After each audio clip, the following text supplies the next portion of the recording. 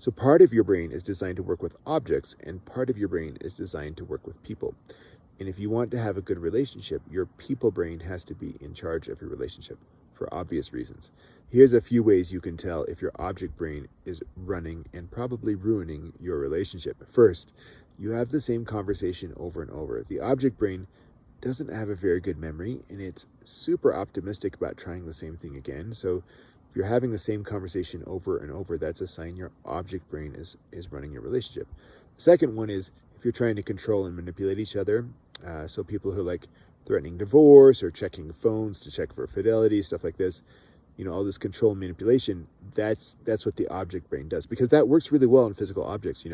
Like if I have a hammer and a nail, I'm going to control and manipulate that nail with a hammer, and it's going to work awesome. But people don't respond well to that. And so, my wife does not want to be manipulated. And if I try, it will backfire, because she will claim her freedom and claim her independence. She will not allow me to manipulate her, at least not in the long run. So what I have to do is I have to make this shift into my relational brain, or my people brain. One way to do this is only the relational brain is capable of taking another person's point of view.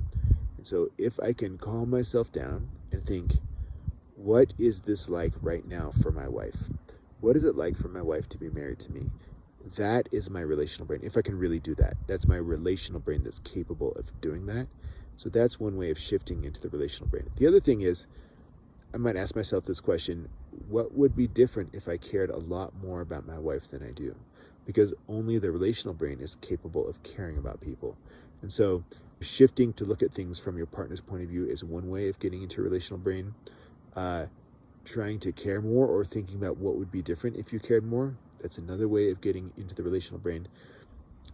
One way of knowing if you're stuck in object brain is if you're angry or frustrated or resentful, then you're in object brain, because those are the emotions of the object brain. And what that is it's your brain responding to the fact that your partner is not allowing you to manipulate them as if they were an inanimate object, because your object brain actually does see your partner as an object, as something that's inanimate that can be manipulated at will, like a hammer and a nail. It doesn't see your partner as a person who makes their own choices and has their own desires, and will always respond to control and manipulation by fighting for freedom.